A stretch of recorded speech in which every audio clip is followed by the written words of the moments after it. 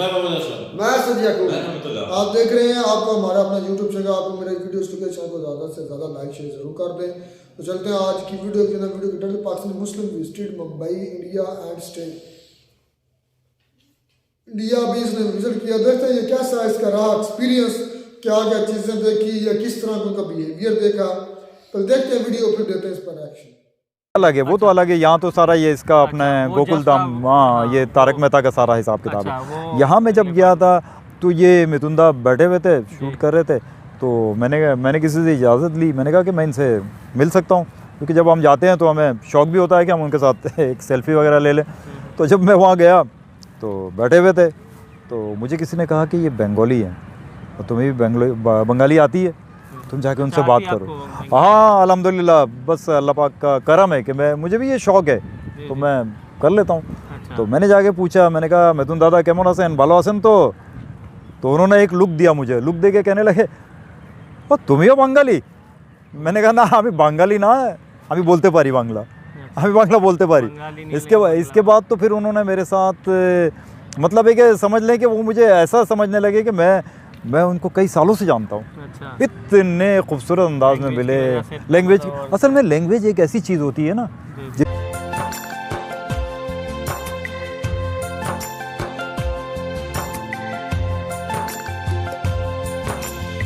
Hi friends, welcome to my channel. कैसे हैं आप सब? और मेरे साथ हैं अनीस अली, और सर जो हैं एक एक्टर भी हैं और बाय प्रोफेशन वैसे तो अकाउंटेंट भी हैं, लेकिन एक्टिंग भी इन्होंने काफ़ी की है। तो अस्सलाम वालेकुम सर, कैसे हैं आप? वालेकुम अस्सलाम समीर, आप कैसे हो? जी जी, अल्लाह का शुक्र सर, और थैंक यू सो मच आपने जो हमारे लिए, हमारे चैनल के लिए टाइम निकाला। थैंक यू वेरी मच कि आपने भी हमें इनवाइट किया। जी, और सर थोड़ा सा अपनी जो है इंडिया आप जाते रहे हैं जी, कई बार आपने जैसे पता ऑफ द कैमरा काफ़ी सर से बातें हुई, तो कुछ बताना चाहेंगे कि थोड़ा सा अपने बारे में भी बताइए कि आप क्या करते हैं? बात दरअसल ये है कि भाई हर इंसान दुनिया में जो भी आया है वो तकरीबन एक्टर ही है। और वो चाहता है कि मैं एक्टिंग करूं, तो बाद लोगों को मौके मिल जाते हैं और बाद लोगों को मौके नहीं मिलते हैं। तो अल्हम्दुलिल्लाह कि मुझे अल्लाह पाक ने ये मौका दिया, और मैं अपने प्रोफेशन के साथ साथ, क्योंकि मैं एज ए अकाउंटेंट जॉब करता हूँ और उसके अलावा मुझे फील्ड से भी बहुत ताल्लुकात है, और मैं अच्छी तरीके से मतलब है कि एक्टिंग के शोबे में भी मैं रहा हूँ और मैंने काम किए हैं। सर कितनी बार इंडिया जाना हुआ? इंडिया तो अल्हम्दुलिल्लाह मैं कई एक मरतबा गया हूँ, काफ़ी मरतबा गया हूँ मैंने, 7-8 बार तो मैं इंशाल्लाह जा चुका हूँ। अच्छा जी जी, बिल्कुल बिल्कुल बिल्कुल बिल्कुल। कहाँ ज़्यादातर कहाँ जाना हुआ है? ज़्यादातर तो मैं मुंबई जाता हूँ।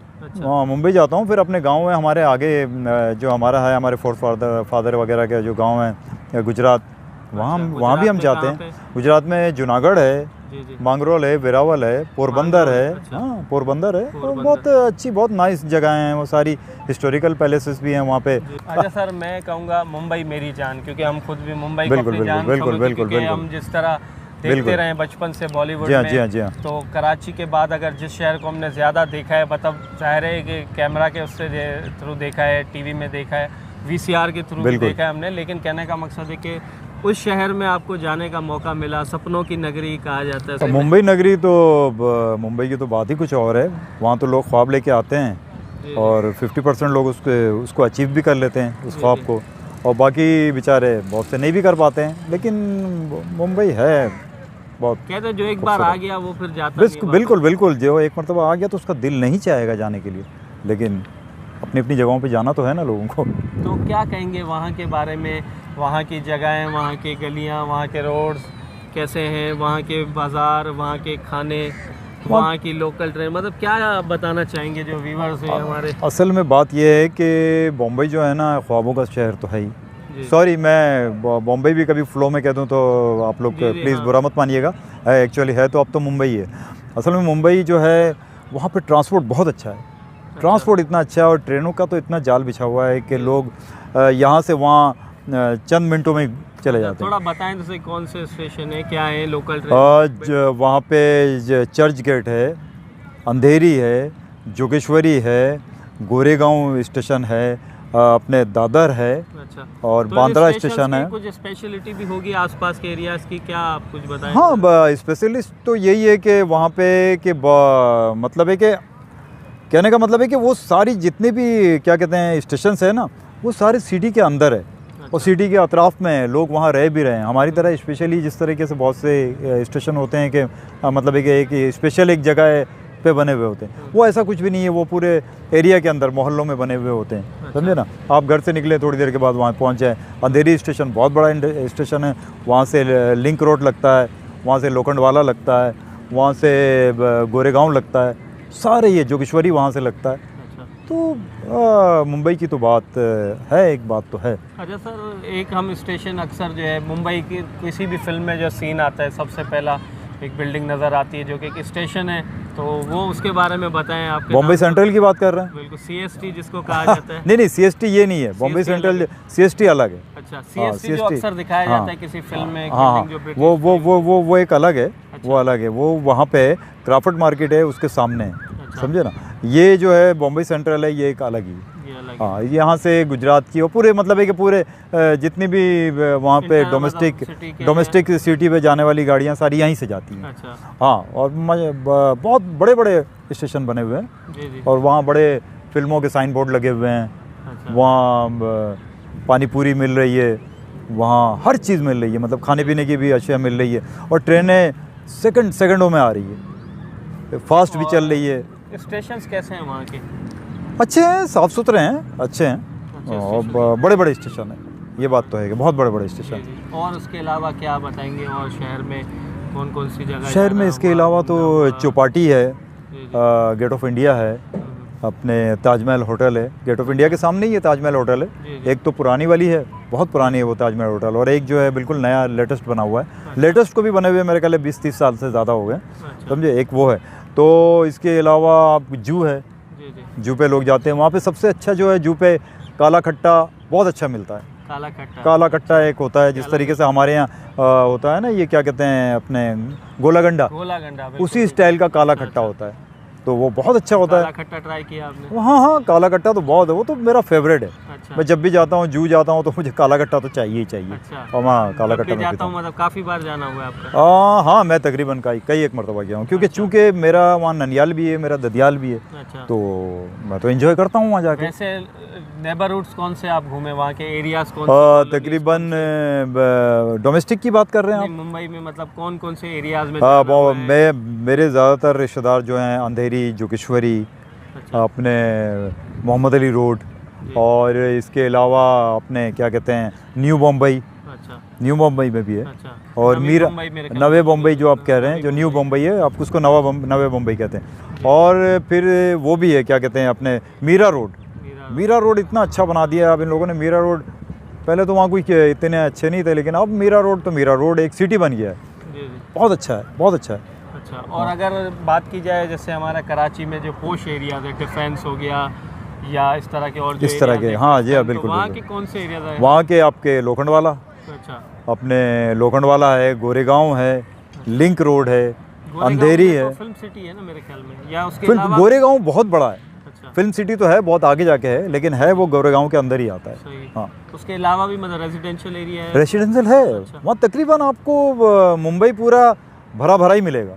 खाली जगहें बहुत कम मिलेगी। और भरा के साथ सर एक और चीज़ पूछूंगा, जो कि अनफॉर्चुनेटली कराची में अब कम होता जा रहा है, हरा भरा बहुत ज़्यादा है, क्या बताना चाहेंगे? हरा भरे के बारे में तो मैं नहीं, हरे भरे के बारे में तो मैं ये कहूँगा कि महाराष्ट्र का जो एरिया है ना, महाराष्ट्र जिसमें मुंबई है, पूना है, नासिक है, और बहुत से सिटीज़ हैं अपने, वो इतने हरे भरे हैं कि आप ये देख लें कि वहाँ 3-4 महीने तक तो बारिश होती है, और जहाँ हरियाली होगी वहाँ बारिशें बहुत होंगी।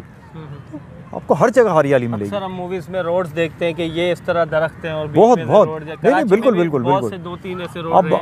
अब तो बहरहाल कम हो गए हैं यहाँ पे कराची। हम हमारे इस पार्क के सामने भी रोड है, वहाँ थोड़ा बहुत बस ठीक है, लेकिन वहाँ तकरीबन काफ़ी ये ग्रीनिश तो बहुत है।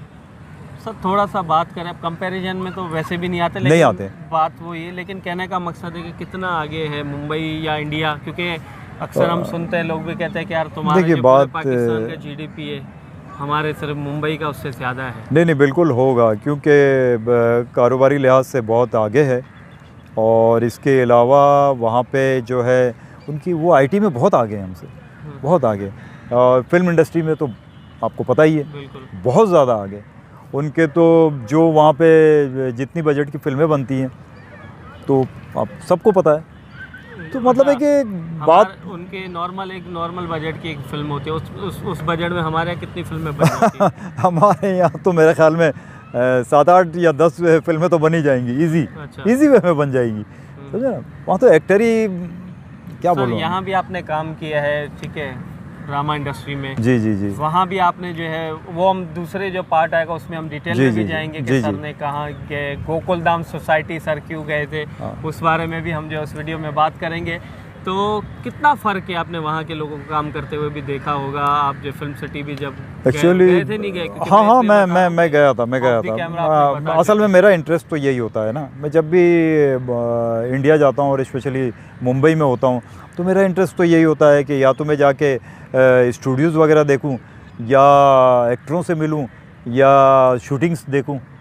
ये मेरा एक अपना एक वो है। पहले फ़र्क बता दे थोड़ा सा, उसके बाद फिर मैं एक्टरों का भी पूछता हूँ कि किससे मिलना हुआ। फ़र्क ये है कि भाई बात ये है कि वो तो मेरे साथ बहुत ही हम्बल थे, बहुत ही अच्छे अंदाज में मिले, चाहे बड़े से बड़ा एक्टर हो चाहे एक एक्स्ट्रा हो, बहुत अच्छे से मिलते हैं। बहुत अच्छा उनका तौर तरीका था।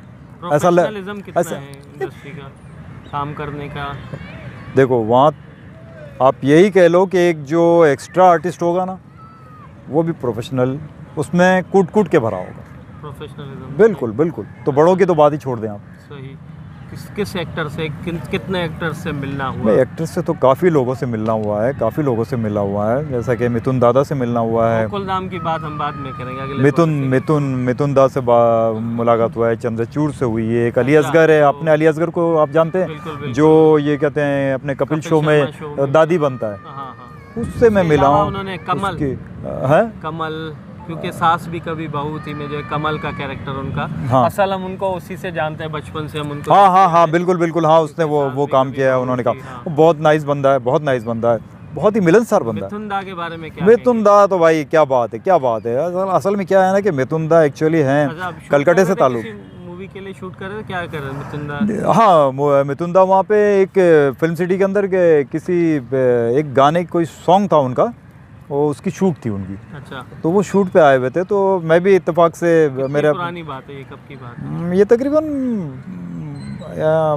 12, 14, 15 साल पुरानी तो बात होगी। अच्छा। हाँ, इतनी बात तो होगी, ये मैं अभी की नहीं बात कर रहा हूँ। अच्छा, तो 2016 में आप गए थे, वो अलग है? वो एक अलग है, वो तो अलग है। यहाँ तो सारा ये इसका अपने गोकुल धाम, हाँ, ये तारक मेहता का सारा हिसाब किताब है। यहाँ मैं जब गया था तो ये मिथुन दा बैठे हुए थे, शूट कर रहे थे, तो मैंने किसी से इजाज़त ली, मैंने कहा कि मैं इनसे मिल सकता हूँ, क्योंकि जब हम जाते हैं तो हमें शौक़ भी होता है कि हम उनके साथ एक सेल्फ़ी वगैरह ले लें।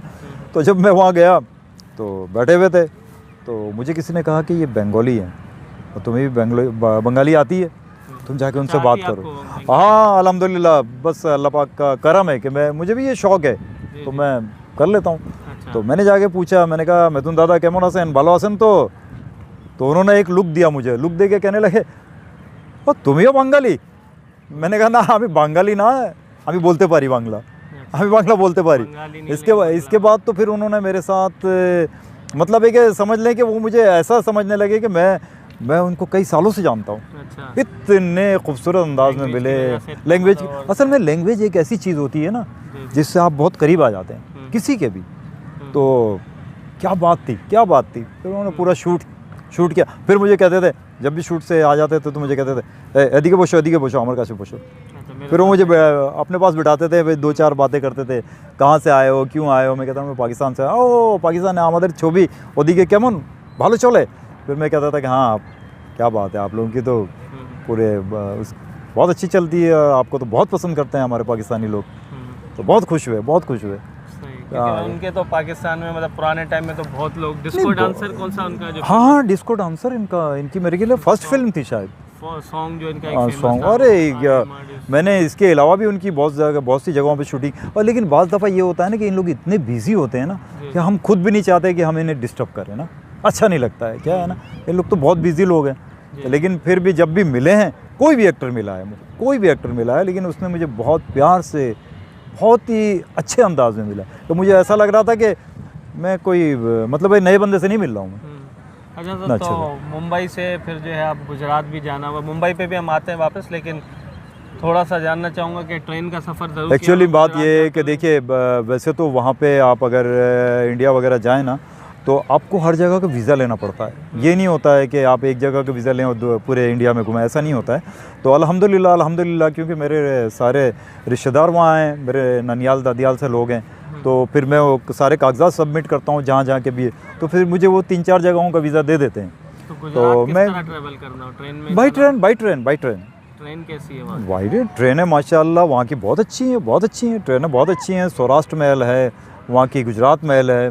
इसके अलावा और फिर वहाँ पे क्या है, सबसे बड़ी बात है ना कि आपको जब आप ट्रेन में जाएंगे ना तो आपको पत्तों के अंदर वो चीकू वाले आते हैं। अच्छा। वो दर्जन चीकू होते हैं, वो आपको पत्तों में देते हैं, बड़ा अच्छा लगता है। फिर आपको एक वो मिट्टी की कुल्हड़ी होती है, छोटी छोटी मिट्टी की प्यालियाँ होती है, उसमें वो आपको चाय डाल के देते हैं। अच्छा। बड़ा इंजॉय होता है। फिर वो उनकी थाली तो एक है, वो तो मखसूस है, जिसमें दाल भी होती है, सब्ज़ी भी होती है, पापड़ भी होता है और चटनी भी होती है, अचार भी होता है।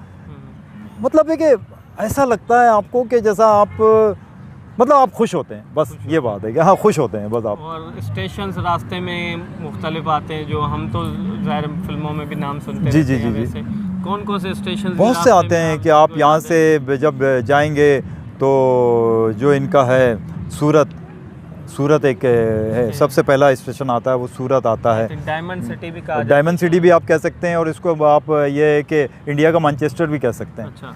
क्यों कि वो सारी वहाँ पे जितनी भी ये फैक्ट्रियाँ हैं, सारी फैक्ट्रियाँ हैं, जैसा आप समझ लें कि हमारा फैसलाबाद, हाँ इस तरह की वहाँ पे फैक्ट्री। उसका हाल भी काफ़ी बुरा है। हाँ लेकिन अब हमारे यहाँ तो कुछ इश्यूज़ हैं, वहाँ तो ऐसे इश्यूज़ नहीं हैं। वहाँ तो वो लोगों ने बहुत ग्रो किया है, इतना ग्रो किया है कि वो अपने कारोबार को बहुत ज़्यादा अवलियत देते हैं। तो ये ग्रो जितना वहाँ हो चुका है, हम कितने सालों में कर सकते हैं इतना ग्रो? देखिए हम कितने सालों में कर सकते हैं, ये तो हम तो जब बचपन से ये सुनते आ रहे हैं, अब तो हमारी दाढ़ी भी वाइट हो गई है, लेकिन अभी तक हमने बहुत ज़्यादा ग्रो नहीं किया है। लेकिन ये है कि अब हम बस चल रहे हैं, बस स्लो चल रहे हैं हम। मतलब है कि वो भाग रहे हैं, वो इस कदर भाग रहे हैं कि वो चाह रहे हैं कि वो अब चांद पे तो चले गए, वो चाह रहे हैं कि मैं चांद से ऊपर भी चले जाए। उनका कुछ समझ में नहीं आता है। खैर सूरज दादा तक तो नहीं जा सकते वो, लेकिन वो चाहते हैं कि हम जाएं। वो इतना फास्ट है, वो IT में इतना आगे हैं, उनके पास बस सबसे बड़ी बात है ना कि एजुकेशन बहुत अच्छी है। मेरे ख्याल में 50% तो एजुकेशन है उनके पास, बहुत अच्छी है। और हर बंदा बहुत हाई है, और हर बंदा बस अपने काम में मगन है। उसको बस ये है कि बस मैं अपना आपको मेरा स्कोप बढ़ता रहे, चाहे वो एक्टर हो चाहे एक आम जिंदगी में लोग हो। बहुत अच्छी तरीके से वो लोग अपने आप को मैनेज करते हैं, मैनेज करना बहुत आता है उनको, ये बात तो है, ये मैंने देखी है। अच्छा सर, थोड़ा सा खानों के बारे में भी बताएं। वैसे तो हमने कुछ इंडियन खाने यहाँ ट्राई किए, लेकिन ज़ाहिर है टेस्ट में वैसे तो नहीं है, क्योंकि ज़ाहिर है यहाँ वहाँ का फर्क है, या यूट्यूब से देख के जो रेसिपी बनाई जाती है वैसी तो नहीं हो सकती। तो आपने तो ट्राई किए होंगे, तो कैसे खाने हैं वहाँ? असल में गुजरात में जो है ना खाने देसी टाइप के बहुत अच्छे होते हैं।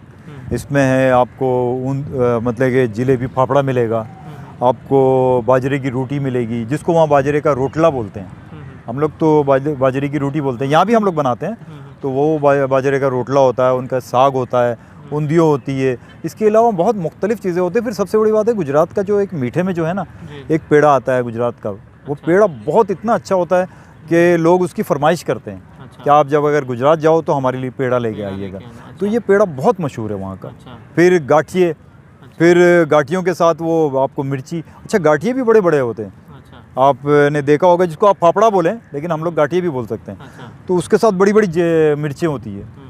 और आप जब गुजरात अगर आप बाई कार जाएं या बाई बस जाएं, तो जब वो ढाबों पे रोकते हैं ना, तो वहाँ लेडीज़ जो होती है ना, वो जिस तरह हम लोग घर के अंदर हमारी औरतें नहीं बेलन पे रोटियाँ बनाती हैं, बाकायदा उसमें किचन होता है। वहाँ औरतें बैठी हुई हैं, माशाल्लाह 5-6 औरतें बैठी हुई हैं, और वो रोटियां बना के आपको गरम गरम दे रही हैं, सर्व कर रही हैं, और आप खाएं। क्या मज़े की बात होती है, बहुत ही मज़ा आता है। लोग कैसे हैं वहाँ के लोगों से, किन से आपका मिलना हुआ? मुसलमानों से तो ज़ाहिर रिश्तेदार वगैरह आपके होंगे, लेकिन हिंदू कम्युनिटी? देखिए मुझे तो, मैं तो सच्ची बात कहूँगा ना कि मैं तो जहाँ भी गया हूँ मुझे बहुत मोहब्बत मिली है। चाहे वो हिंदू कम्युनिटी हो, चाहे वहाँ कुछ क्रिश्चियन भी हैं, वो हों, मुसलमान तो सब और हैं, सिख भी हैं, ज़ाहिर है। सिख भी हैं, उनसे भी मुलाकात होती है। बहुत अच्छे, बहुत अच्छी तरीके से वो मतलब है कि इतने प्यार से और इतने अच्छे अंदाज में हमसे बात करते हैं कि हमें लगता ही नहीं है कि हम किसी गैर में हैं। बिल्कुल अपनाइयत लगती है और अपने अपने जैसे सारे। और एक पाकिस्तानी को कितना मतलब वहाँ पे इज्जत मिलती है? बहुत इज्जत मिलती है, बहुत ज़्यादा इज्जत मिलती है। आप ये सोच लें कि आप अगर जाएंगे ना तो आपको जो हिंदू कम्युनिटी आपको वो भी दावत देगी। अगर आप पूरी फैमिली के साथ जा रहे हो वहाँ, अगर इंडिया गए हो तो आपको वो लोग अपने घर में इनवाइट करेंगे कि आइए आप हमारे घर में खाइए, आप हमारे मेहमान हैं बिल्कुल। तो फिर हमारे लिए क्या बात है यार, उनकी इतने मोहब्बत से बिठाते हैं हमें, इतनी मतलब है कि ये आप ये सोच लें कि वो समझ लें कि वो ये वहाँ फ़र्क ही नहीं महसूस होता है कि ये कौन है। हमारे देखो जितने भी कज़न हैं उनके सारे दोस्त जो हैं हिंदू हैं, लेकिन मजाल है कि कुछ पता चले कि भाई ये हिंदू है, ये मुसलमान है, सब खेल रहे हैं, सब बैठे हुए हैं, सब मज़े से चाय पी रहे हैं, घर में आना जाना है। अच्छा, वहाँ पे एक चीज़ है कि वहाँ पे इंडिया के अंदर और ख़ास करके मुंबई या किसी भी जगह पे आप किसी के भी घर पे मतलब है कि अगर आप जानने वाले हैं या आपका दोस्त है, तो हम लोग तो यहाँ नहीं जाते हैं ना किसी के घर में बिगर उसके कि जब तक इजाज़त ना हो तो हम ना जाएं। लेकिन वहाँ ऐसा है कि वहाँ ऐसी फैमिली की तरह रहते हैं कि अच्छा, सबसे बड़ी बात तो मैंने ये देखा है कि वहाँ हर एक के दरवाजे खुले रहते हैं। उनको इस बात की फिक्र ही नहीं है कि कोई हमारे घर में घुस जाएगा और हमारी चीज़ें चोरी कर लेगा। सबके माशाल्लाह दरवाजे खुले हैं, कोई भी आएगा चलते हुए कॉरिडोर से आएगा, कैसे हैं आप, बहन कैसी हैं आप, खड़े होकर उसके दरवाजे के ऊपर बात करेंगे। ऐसा लग रहा है जैसे अपना रिलेटिव है, चाहे वो हिंदू हो, चाहे क्रिश्चियन हो, चाहे सिख हो, चाहे मुसलमान हो, सब बिल्कुल एक जैसे, कोई भी डिफरेंस नहीं है यार। वो बहुत अच्छा लगता है, बहुत अच्छा लगता है, माहौल इतना अच्छा लगता है पूछे मत आप। अच्छा सर, मुंबई की मेरी पता नहीं क्यों ख्वाहिश है, अब हर किसी की नहीं, अल्लाह पाक करेगा कि आप भी जाएंगे। नहीं, जाने के हट्स के मैं एक और बात कर रहा हूँ, मुझे वहाँ की चौल देखने का बड़ा शौक है, चौल वाली लाइफ देखने का। चौल वाली देखिए, अब तो असल में बात ये है कि अब तो मुंबई भी ना कंक्रीट का जंगल बनता जा रहा है, समझे ना। सब बिल्डिंगें हो रही है, जितने भी ये इस तरह की चौलें थी वो सब बिल्डरों ने ख़रीद ली है और उसके ऊपर बड़े बड़े स्काई बिल्डिंगें बनानी शुरू कर दी है। और हाँ, लेकिन अभी भी है एक एरिया, हाँ यही मैं कहना चाह रहा था, बिल्कुल है, मैं यही कहना चाह रहा था कि अभी धारावी है, बहुत बड़ा है। देखिए दुनिया का सबसे बड़ा ये वो है, क्या कहते हैं अपने, हाँ स्लम है, बिल्कुल स्लम है, दुनिया का सबसे बड़ा स्लम है। और वहाँ लोग रहते हैं धारावी के अंदर, वहाँ हिंदू भी है, मुसलमान भी है, क्रिश्चियन भी है, और बिल्कुल एक जत्थे की तरह रहते हैं, भाइयों की तरह है। बहुत बड़ी झोपड़पट्टी है, बहुत बड़ी झोपड़पट्टी। अभी तक उसको इन लोगों ने इतना ज़्यादा अभी डैमेज नहीं हुई है, वो है उसके बारे में भी चल रहा है उनके फ़ायदे के लिए। नहीं, असल में क्या है ना कि जो भी बिल्डर लेता है, जी के बारे में भी सुन लेते हैं हम। अब ये फिर आप लोग कमेंट करके बताइएगा कि यार वाकई ये है हकीकत नहीं है, क्योंकि मैंने कहीं सुना था कि धारावी को रीशेप करने की कोशिश की जा रही है। असल में नहीं, अगर बन जाए तो अच्छी बात है, खूबसूरत हो जाएगा, बम्बई में एक और इजाफा हो जाएगा, मुंबई के इस नगरी में एक और इजाफा हो जाएगा। दूसरी बात यह है कि अगर कोई बिल्डर लेता भी है ना तो फिर वो उनको उसमें जगह देता है, फर्स्ट फ्लोर पे दे दिया, सेकंड फ्लोर पे दे दिया, थर्ड फ्लोर पे दे दिया, वो जगह देता है बाकायदा। उनको ऐसा नहीं बेदखल नहीं कर दिया जाता है कि नहीं भाई तुम यहाँ से उठ जाओ, चलो, निकाल नहीं दिया जाता है उनको, या फिर उनको पैसे दे दिए जाते हैं कि भाई जाओ आप अपनी जगह पे ले लो जाके। एक और चीज़, अभी मुझे सामने भी जाते हुए बाइक नज़र आई तो मेरे माइंड में आया, वहाँ की बाइक्स बड़ी, हम जो है ना एक बुलेट और इस तरह एक्टिवा जो है गर्ल्स वहाँ ऐसी है, वहाँ ऐसी है। हम बहुत वो करते हैं कि यार हमारे पास जो है बाइक्स वही, हाँ बस ये होंडा टाइप की है हमारे यहाँ होंडा। असल में क्या है कि वो लोग की अपनी बाई मेड है ना, इंडियन बाई मेड है, तो उनकी इंडियन मेड के हिसाब से वो लोग अपनी चीज़ें चलाते हैं। और वहाँ सब तकरीबन ज़्यादातर आपको हैवी गाड़ियाँ मिलेगी। हाँ, आपको ये इतनी 70 सीसी कोई नहीं मिलेगा, उसमें बजट में कम, और बहुत कम बजट में। आप इवन एक सोमो अगर आप लेने जाए ना, एक सोमो होती है जीप स्टाइल की गाड़ी, तो आपको हार्डली वो इंडियन 30-40 हज़ार रुपये में मिल जाएगी। अगर वही चीज़ अगर आप यहाँ लेने जाएं तो आपको 4-5 लाख से कम में नहीं मिलेगी, और वो भी अजीब खटारा टाइप की, समझे ना। गाड़ियाँ वगैरह वहाँ की गाड़ियाँ तो पहले तो उनकी फिएट और एम्बेसडर ही थी, यही दो चल रही थी, लेकिन अब उन्होंने अपनी मेड बनाई है, तो मतलब है कि वो उन्होंने टोयोटा कोरोला की तरह और मेहरान की तरह और इसकी तरह और ये सब उसी शेप के अंदर उन्होंने अपनी अपनी गाड़ी बनाई है। बहुत सारी गाड़ियाँ हैं, मैं अभी नाम थोड़ा सा भूल रहा हूँ, तो मैं आपको इंशाल्लाह याद आता है तो बताता हूँ। तो मारुति है, बिल्कुल मारुति है, सोमो है, इसके अलावा और एक गाड़ी है, की बहुत सारी टाटा की है, टाटा बिरला वालों की है।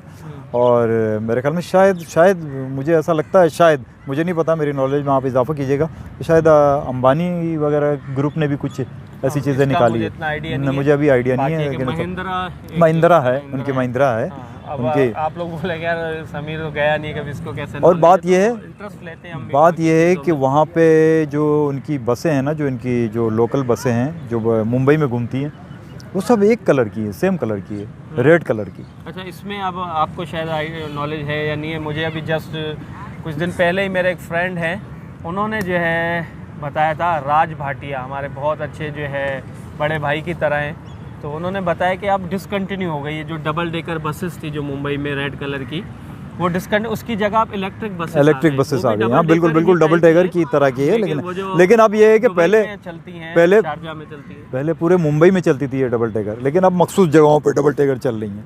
लेकिन असल में वहाँ क्या, मुंबई में क्या है, आपको ज़्यादातर लोग ना ट्रेन से सफ़र करते हुए मिलेंगे, क्योंकि अगर आप अंधेरी से, जिस तरह मैं जोगेश्वरी में रहता था, जोगेश्वरी से अगर मैं मोहम्मद अली रोड जाऊँगा तो मुझे तकरीबन 2 घंटे तो लगने ही है, बस में गया तो मैं, बस या गाड़ी या किसी में भी, क्योंकि रिक्शा का वहाँ पे एक लिमिट है कि ऑटो जाएगा आपका इस एरिया से आगे नहीं जा सकता, पूरी सिटी में नहीं घूमेगा। ऑटो में वैसे सफ़र किया? हाँ, ऑटो में बहुत सफ़र किया है। अच्छा, वहाँ सबसे बड़ी बात ये है कि ऑटो में आप सफ़र करेंगे ना, तो ऑटो वाले को आपको ये नहीं बोलना पड़ेगा, अब तो कुछ लोगों को बोलना पड़ता है भाई फलां जगह चलो, वरना क्या आप जाके अंदर बैठ जाते थे, उसने मीटर डाउन किया, फिर पूछेगा साहब आपने कहाँ जाना है वो। लेकिन अब थोड़ा सा ऐसा है कि हम बोलते हैं कि भाई हमें गोरेगांव जाना है, तो कहता है भाई नहीं मैं नहीं जाऊंगा, मैं तो इस तरफ जा रहा हूँ। अब ऐसा कुछ हुआ है, लेकिन ज़्यादातर 80-90% तो लोग आप अंदर बैठ के।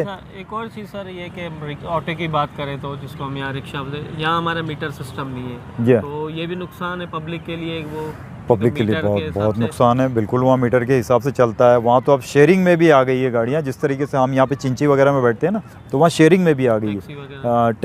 टैक्सी तो नहीं आई है, लेकिन ऑटो आ गए हैं, रिक्शा आ गए हैं कि उसमें 4-5 आदमी को बिठा लेते हैं, वो जो भी जहाँ का भी है, 10 रुपये, 8 रुपये, 20 रुपये ऐसा किराया है बस, बहुत ज़्यादा। मैंने एक दो व्लॉग में था, टैक्सी में भी है कुछ, टैक्सी में शायद हाँ होगा, लेकिन अब सुनने में आ रहा है कि वो टैक्सी भी जो आइकॉनिक टैक्सी है, हाँ वो जो है पीली और काली, जो हमारे यहाँ भी चलती थी किसी टाइम में, जी थोड़ी बहुत रोड पे ना, उसको भी शायद जो है वो ख़त्म कर रहे हैं और उसकी जगह सब आरटीओ जो है वहाँ के जो है मतलब उस हिसाब अब एक कलर की आ गई है वहाँ पे ज़्यादातर। तो कहने का मतलब ये है कि ट्रांसपोर्ट तो बहुत अच्छा है, नो डाउट, इसमें कोई शक नहीं है, ट्रांसपोर्ट बहुत अच्छा है, पब्लिक के लिए इतनी फैसिलिटी है ट्रांसपोर्ट की, तो बहुत ही फैसिलिटी। खाने पीने में मतलब जो है रोज़मर्रा की चीज़ों के हवाले से कैसा एक्सपीरियंस रहा है? रोज़मर्रा की चीज़ों के हवाले से अगर क्या आप क्या कहना चाहते हैं कि ग्रोसरी आइटम्स की बात, ग्रोसरी आइटम में क्या मतलब है कि कंपेयर ये करना चाह रहे हैं कि आप क्या रेट्स वगैरह? नहीं, रेट्स की तो नहीं, हाँ जनरली तो हाँ, गरीब की पहुंच में कितना है, गरीब की पहुंच में वहाँ पे देखिए ना है, तकरीबन चीज़ें तो है, ऐसा तो नहीं है कि जिस तरह के मतलब एक नहीं है, अभी भी गरीब सरवाइव कर सकता है। बात कीजिए एक बंदे के पास अगर जेब में 100 रुपए हैं तो वो खाना खा लेगा, 100 रुपये में वो हाँ खा लेगा ईजी होके खा लेगा। भाई पानी पूरी लोग खा लेते हैं, 30-40 रुपए की पानी पूरी खा ली तो उसका पेट भर गया। अच्छा, हाँ पानी पूरी खा लेते हैं, सस्ती है मेरा पानी। हाँ पानी पूरी बहुत, चाय कटिंग भी बहुत सस्ती है वहाँ पे, मेरे ख्याल 10 रुपये से शुरू होती है शायद, समझे ना, 5-10 रुपये से शुरू होती है, तो वो लोग पीते हैं, होटलों में बैठे हुए हैं, एंजॉय करते हैं। कितना क्या कर सकते हैं हम पूरे दिन में? नहीं, मैं एक बात बताऊं कि यहाँ भी 100 रुपये में अगर आप चाहें तो हो तो जाता है। अच्छा। बाज़ जगहों पे तो हो जाता है, और बाज़ जगहों पे ये है कि मोस्टली अगर आप बहुत ज़्यादा स्पेशल खाना चाहते हैं तो फिर तो नहीं हो सकता है। आप एक मामूली सा मतलब है कि छोले और रोटी लेके खा सकते हैं, तो फिर वो तो 100 रुपये में हो सकता है। लेकिन अगर आप चाहें, 2 वक्त का नहीं 2 वक्त का तो ऐसा नहीं है वहाँ पे आप 200 रुपये के अंदर आप पूरे दिन का खाना खा सकते हो, खा सकते हो। बिल्कुल। और इस तरह का कोई मुंबई के बारे में कुछ और जो है बताना? मुंबई के बारे में मैं आपको क्या बताऊं, मुंबई की तो तकरीबन मुझे तो सारी चीज़ें अट्रैक्ट करती है, क्योंकि मैं बहुत लाइक करता हूं, समझे ना, और मैं जाता हूं, मेरा ननियाल है तो मुझे थोड़ी सी मोहब्बत भी है कि मेरा ननियाल है, मेरे दादी। मोहम्मद अली रोड के खाने कहाँ हैं, स्पेशली वहाँ पे मोहम्मद अली रोड पे अगर आप चले जाएं थोड़ा सा आगे, क्राफर्ड मार्केट है। अच्छा। क्राफर्ड मार्केट के सामने एक होटल है जो दिल्ली दरबार के नाम से। अच्छा। आउट क्लास क्या बात, क्या बात है, वो आप उसके खाने खा के आपको आप इंजॉय करेंगे उसके खाने।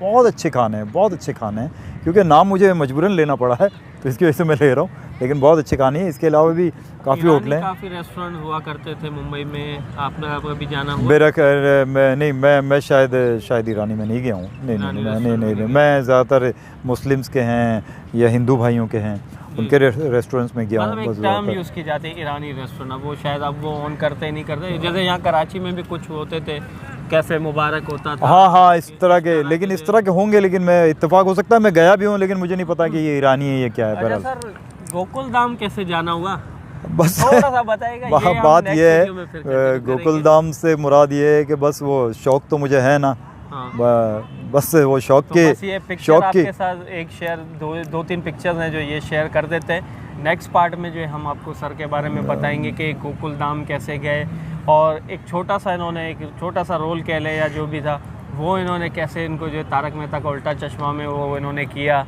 और किस एक्टर से मिले, क्या क्या चीज़ें की। लेकिन उसके लिए वेट करेंगे नेक्स्ट पार्ट, और इस वीडियो को फौरी बाद नेक्स्ट पार्ट नेक्स्ट डे आ जाएगा।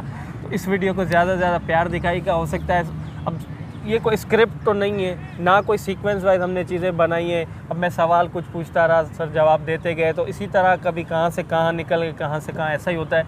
और अक्सर शिकायत मुझसे भी होती है कि यार आप जो है ज़्यादा जो है वो बीच में जो है ना क्या करते हो कि डिस्टर्ब कर देते हो या अगले को जो बात करने नहीं देते हो। तो होपफुली सर आज मैंने ऐसा तो नहीं किया, लेकिन नहीं। जाहिर है कुछ चीज़ें ऐसी होती हैं गैस के माइंड में नहीं आ रही होती, तो हम थोड़ा सा कोशिश करें, क्योंकि हमें बिल्कुल। तो यही चीज़ है। तो नेक्स्ट जो आएगी, जो है पार्ट आएगा, नेक्स्ट पार्ट हम जो है बहुत जल्द बनाएंगे, और उसमें गोकुल धाम के हवाले से बात करेंगे, तारक मेहता का उल्टा चश्मा के हवाले से बात करेंगे, और एक पाकिस्तानी का क्या एक्सपीरियंस रहा उस सेट पे विज़िट करने का, और साथ साथ फिल्म सिटी के बारे में भी थोड़ी सी जानकारी ले लेंगे। Thank you so much sir. बस नेक्स्ट फिर आपको जो है ज़हमत देंगे, हमें जो है इस हवाले से भी आप जो ज़रूर इंशाल्लाह वेलकम। और चैनल को अगर सब्सक्राइब नहीं किया तो भाई सब्सक्राइब करना बनता है।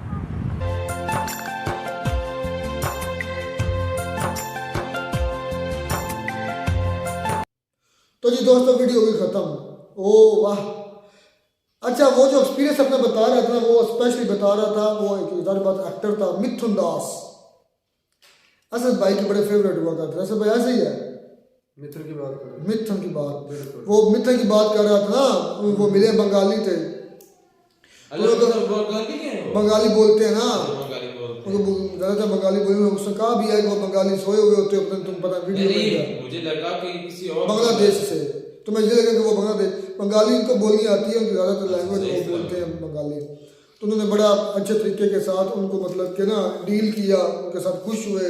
और जब वो भाई बता रहे हैं कि मैंने उनको बताया कि आपके पाकिस्तान के अंदर बहुत बड़े फ़ैन है, यस सर बीपी उनमें एक है ऐसे ही। सर भाई आप तो आप मूवीज़ छोड़ चुके हैं, मुझे लगता है, क्यों छोड़ी है? किनारा कर दिया नहीं यार, जब तक इन मूवीज के बारे में इल्म नहीं था ना दीन के हिसाब से, तब तक देखते रहे। जब मुझे पता था आपका यही बयान आने वाला, मुझे पता था। अच्छा, ये भाई एक्सपीरियंस अपना पूरा का पूरा बता रहे थे यार, वो बता रहा है कि मेरे ननिहाल दरियाल इंडिया में हो सकता है भाई रिश्तेदार हो वहाँ पर। तो ये फिर इधर कैसे, ये क्या कर रहा है फिर इधर? हाँ, फिर ये कैसे इधर हुआ? अगर ददियाल भी इसका इंडिया में है, ननिहाल भी इंडिया में, ये फिर यहाँ क्या है? इसका बाप ट्रांसफर वो इधर हो सकता है भाई, ट्रांसफर कह रहा हूँ, मुंतकिल हुआ होगा, मुंतकिल हुआ इधर आ गया भाई। हाँ, कुछ बाद में आ गए होंगे यार, बाद में आ गए होंगे वो। अच्छा एक चीज़ कॉमन उधर जो उधर से होकर आते हैं, एक चीज़ उनकी कॉमन सुनी है मैंने कि भाई इंडिया के लोग प्यार बहुत देते हैं, इंडिया के लोग खलूस के साथ रहते हैं, इंडिया के लोगों में यकजहती है, एकता है। ये चीज़ मैंने हर वीडियो में ये चीज़ मैंने कॉमन देखी। इस भाई का काम ये जो इंडिया विजिट करता है, इंडिया सिर्फ उससे इंटरव्यू ये करता है, इसका पूरा समीर क्या नाम है इसका, जो भी है उसका काम यह है, जो इंडिया विजिट करके आता है उसका इंटरव्यू इसने करना होता है। और ये कह रहा है कि मतलब कि है ही मतलब कि ना, वो कह रहा है कि उधर के लोग पाकिस्तान हो या जो भी हो, उनको इन चीज़ों से फ़र्क नहीं पड़ता। अच्छा भाई, आप बातें सुन रहे थे ना? मैं सुन रहा था बातें। तो इस पर कोई कमेंट दो ना, कैसे बैठे हो जिस तरह। हाँ जी, नहीं मैं बात आपकी कंप्लीट होने का नहीं, बस मेरी हो गई, मैं तो आपको भी इन्वॉल्व करना चाहता, आप तो ऐसे जिस तरह बैठे नहीं हैं। नहीं फिर आप कहते हैं ना कि बीच में बोल पड़ते। जी जी जी, बात ये भाई कि उनका असल बात का पर्पस मुकम्मल ये बनता है, असल में वो बात करने के ये मकसद था उनका कि जो उनका जो शौक था ना, वो अपने शौक के लिए गए इंडिया में, ठीक है, लेकिन एक्टर थे तो भाई उन्हें मिलने दिया एक्टर से। ये बहुत बड़ी बात है कि उन्हें एक्टर से मिलने दिया गया। यहाँ पर तो जो स्टार बन जाते हैं फिर उनसे मिलना एक तकदीर की बात ही कह लें, या शायद हो सकता है कहीं बाहर मिल जाए तो शायद वो आपको बुला लें या आपके साथ बैठ कर बात कर रहे हैं। तो वो कह रहे थे कि उन्होंने बुलाया, फिर उनके साथ बैठे और मतलब बात भी की।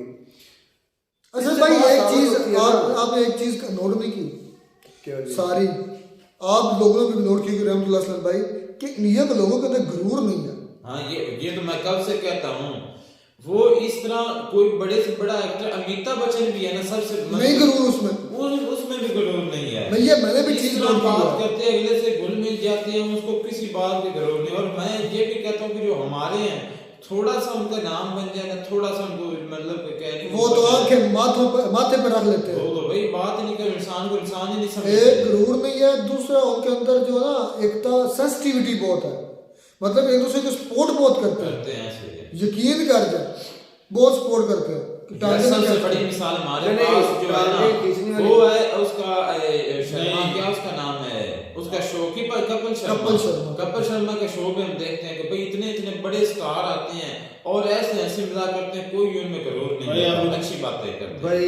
जहाँ तक असलम भाई को बोले, मैं ये बात कर रहा था कि जहाँ तक आप बात कर रहे हैं स्टार्स की, वो दुनिया में कहीं पर भी भाई उनमें ऑन द कैमरा उनमें बहुत प्यार होता है। अच्छा। इस बात में कोई शक नहीं। आप दुनिया किसी जगह पर भी एक्टर्स को ले लें तो वो एक्टर्स है ना, तो ऑफ द कैमरा काफी मसाइल होते हैं मेरे भाई एक दूसरे। अच्छा, यानी कि आप कहने का मतलब कि कैमरे में अच्छा बनते हैं, हकीकत में कुछ और होते हैं। नहीं इंडिया का हमने देखा, यहाँ होते हैं जो थोड़ा बहुत हर मुल्क में गवाही देता हूँ कि भाई मतलब वो यार मैं अच्छे हैं। असद की बात से एग्री करता हूँ यार। अच्छा जी वो कैसे? ये हमारा जो खित्ता है ना, स्पेशली मैं इसकी बात करूंगा, दूसरा मुझे इसका उनका इल्म नहीं है। पाकिस्तान और इंडिया जो है ना, इनकी स्पेशली जो है ना फिल्म इंडस्ट्रीज, ड्रामा इंडस्ट्रीज, इनमें नेपोटिज्म बहुत है भाई पाकिस्तान में होगा ये भाई दोनों तरफ यार। आपको मैं सबूत देता हूं, मैं सबूत देता हूं। हम टॉपिक से मेरे ख्याल में यार आप जानते हैं सुशांत सिंह राजपूत को? जी बिल्कुल, डिप्रेशन की वजह से मरा है। हाँ, क्या उसको मसला क्या था? मुझे उसकी डिटेल नहीं पता भाई। वो नेपोटिज्म का शिकार हुआ, वो कमरे अपने में मुर्दा पाया गया। कोई कहते हैं उसने खुदकुशी की, कोई कहता है उसने फांसी ली, हालांकि वजह कुछ और थी। चले जो भी थी, हम आई थी ये नेपोटिज्म बड़ी चलती है। असलम भाई हम मुझे लगता है ट्रैक्स उधर। अच्छा फिर वो बता रहा था ऑटो रिक्शा, पानीपुरी की बात की उधर, फिर काला कट्टा कोई बताइए इसका डिश, काला कट्टा वो बता क्या है? काला कट्टा या कट्टा ऐसे ही है ये हमारा काला कट्टा जो खाने वाला होता है। नहीं वो नहीं था काला कट्टा नहीं, वो कोई और ही आई थी। पानीपुरी भी बड़ी हम उसको गोलगप्पे कहते हैं। लेकिन भाई ओवरऑल जो मैं यही कहूंगा कि जो इंडिया का विजिट करता है ना, वो वाकई उसकी वहाँ की तारीफ करता है, उनके साथ भाई बहुत अच्छा बिहेव किया जाता है, जैसे इस भाई का था। भाई वो ऑटो की बात कर रहा था, वो कह रहा था कि आपका जो ना पाकिस्तान के अंदर तो मीटर नहीं है ऑटो के अंदर, जो वो मतलब समझ कि स्टैटिक्स वगैरह नहीं पता चलते कि आप कितना सफ़र कर चुके हैं और उस पर आपका कितना रेंट बनता है। वो कह रहा था उधर अब ये सिस्टम लॉन्च हो चुका है, उनके पास बकायदा उनका पेटीएम है, आप ऑनलाइन ट्रांसफर चीज़ें भाई आपकी बात में टोकूंगा भाई रुखसार जी। कैसे मीटर रखेंगे यहाँ पर आए दिन तो रेट्स बदलते रहते हैं पेट्रोल के यार, उधर भी बदलते हैं। उसको सेट कर लिया। मेरी बात सुनो, आए दिन रेट बदलते हैं, आए दिन क्या आपका 1 घंटे में पता नहीं रेट बदलते रहते हैं। इतना नहीं। अच्छा भाई वो भाई जब रेट इधर बढ़ेंगे तो वो कौन सा कम कर देंगे, उन्होंने भी उसी वक्त बढ़ा देना होता है। इधर हमारे ऑटो वाले है ना, हमारे उनके हर रिक्शे वाले का अपना अपना रेट होता है, हर मतलब सफर के लिहाज से अपना रेट है, कोई फिक्स नहीं है। चलो जी, भाई का एक्सपीरियंस शानदार था और ये बात अमूमन हर एक बंदे की हमने सुनी है। मिलता नई वीडियो में, तब तक दीजिए इजाजत। अल्लाह।